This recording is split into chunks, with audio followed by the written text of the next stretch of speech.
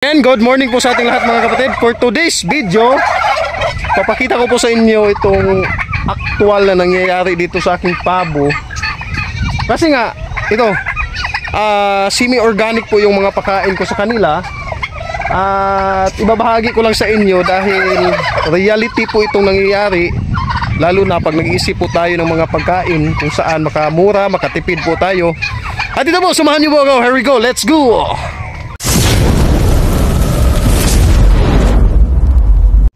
Welcome po sa ating pabuhan mga kapatid. Ito po, kung nakikita nyo, kakarating ko lang mula nung maghatid ako ni Mrs. Pagbalik ko, ito may dala-dala na po ako mga alternatibong pagkain sa aking mga alagang pabo. Yan, lahat po yan, saging po yan na kardaba. Yan, mga lantang saging po ito na kardaba. Iba tundan, lakatan. 2 sako po yan. Yung iba nga hindi ko na nadala lahat kasi sobrang dami. Ito mga reject na gulay o patapon na gulay, ayan pa yung isa. Tapos yan, sapal po yan ng taho.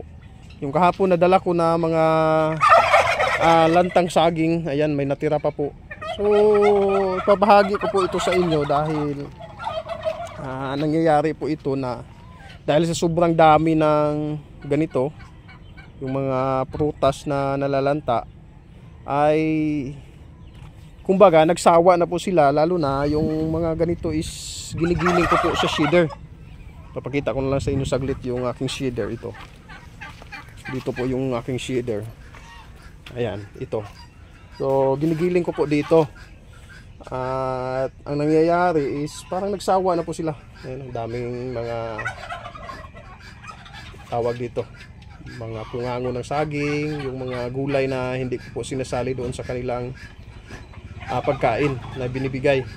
So actual dito sa aking shedder mga kapatid, ayan fiberglass na po yan, hindi na po yan nabubulok.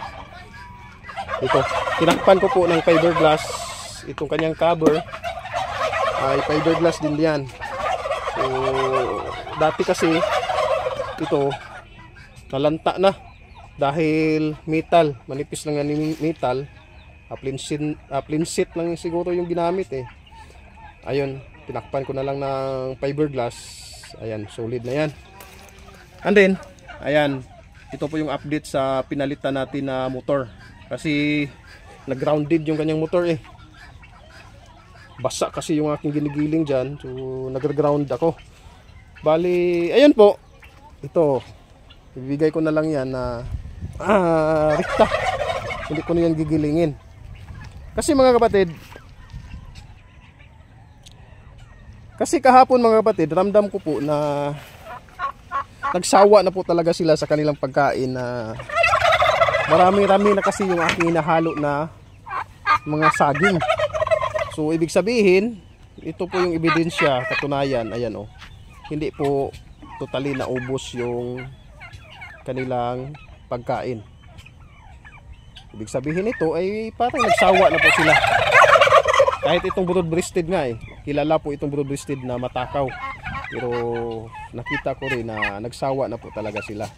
So ito po yung update sa pakainan na ginawa ko ngayon sa kanila mga kapatid. Is nagtabas na lamang po ako ng mga galon, mga container. Nang sa ganun ay kung sakaling umulan, hindi madaling mapasukan ng tubig.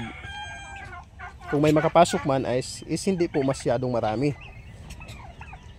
Yan na po yung mga sinasabit ko, ayun, mga sinabit ko na lang na mga lagayan ng kanilang pagkain. So ibinahagi ko po ito sa inyo mga kapatid dahil ito naman yung aking gagawin ngayon. Dahil parang nagsawa sila sa sobrang dami ng saging na aking hinahalos kanilang pagkain. So rikta ko na lang ibibigay sa kanila itong mga saging. Bali, ito na mga kapatid. Wala kasi akong stand sa aking camera. Itinapon ko na lang dito sa lupa. Nang sa ganun ay kusa po silang makakakain. Dahil, ayun nga, anlisawa talaga sila sa prutas ngayon dahil sobrang dami eh. Ito pa nga oh, ubas. Grapes na lanta. Kakainin nila yan. Mas matakaw sila niyan. Ayan. Ubas lang sa kalam. Bibigyan ko rin yung nasa loob si Baking, lalo na yung mga kasamahan ni Baking.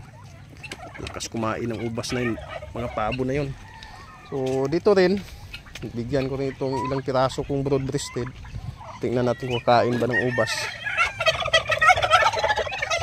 Ayun na, kumain na.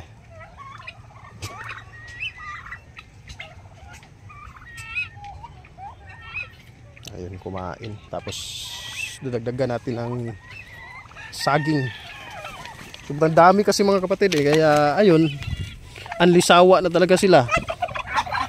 Pero hindi ko pa rin pwedeng hindi kukunin doon sa aking suki na nagbibigay sa akin ito dahil ayun, baka may iba nang kukuha.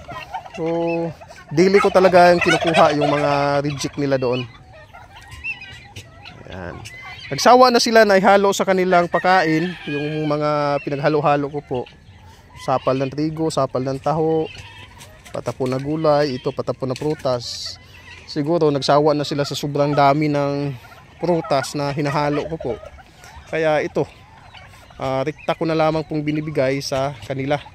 Sila na lamang po yung kukuha sa lupa. Dahil sobrang dami.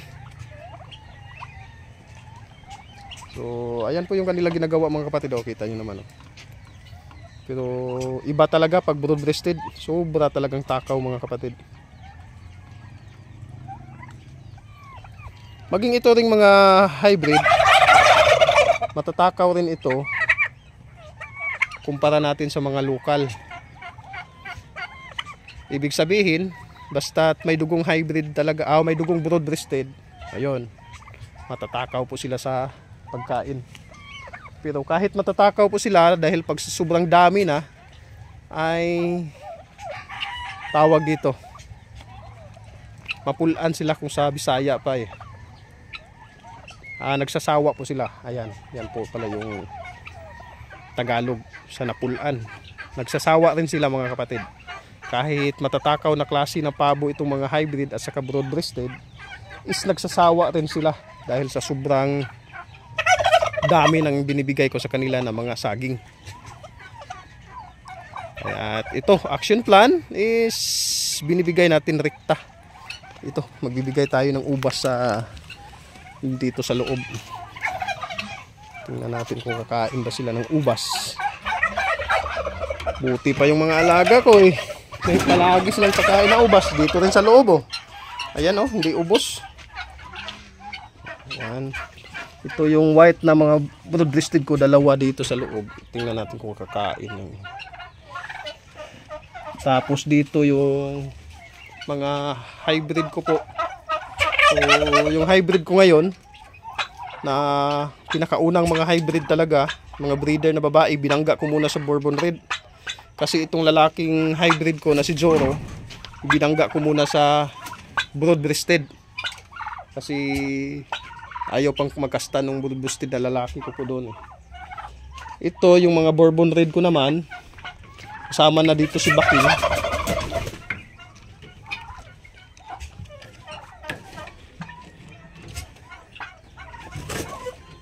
So bibigyan natin ng ubas.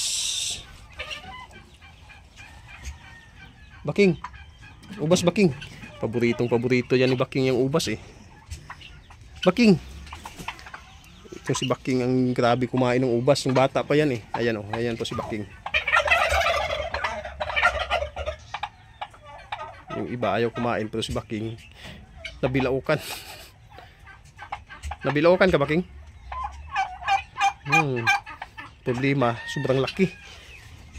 Ang lalaki ng mga ubas na to eh. Kamo diha. Kumakain ng ubas dito sa kabila oh.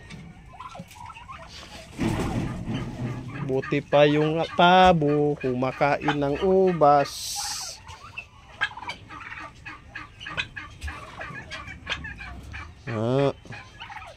Ubos ah. Sobrang lakas kumain ah. Tatakaw. Ubos na. Dito sa kabila eh. Ayun. Ito, buksan natin ito. Dagdagan natin dito sa kabila. Dito natin ito ibibigay lahat. Ayan. Crossbreed ta sa hybrid versus Bourbon Red. Ayan, may dalawa kasi akong sobrang Bourbon Red na barako eh. So babangga natin yan. Yung unang lumabas ay ayos, malaki naman. Kaya lang naibenta ko na. So itong dito is mukhang maglilimlim na ito eh, kaya sigurigit ko muna dito. Ayan po sila. So, ayan, pabibigay na tayo dito ng snack.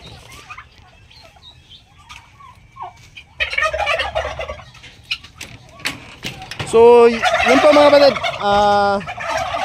Kahit, ayun nga, inuulit ko po, kahit tawag dito,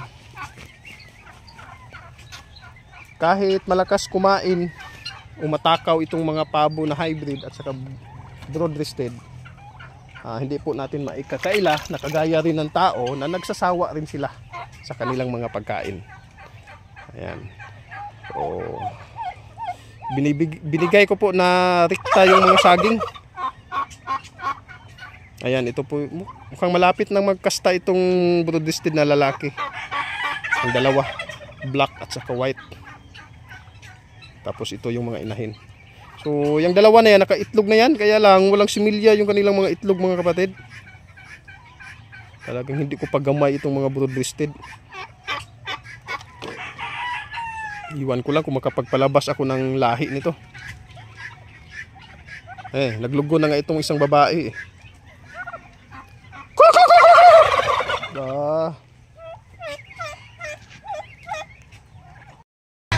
Ayan po mga kapatid, yan po muna yung kaunting update natin.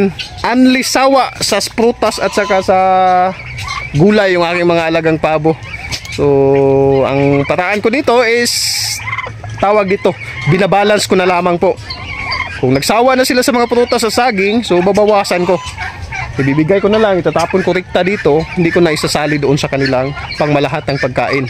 Kumbaga babawasan ko na lamang po.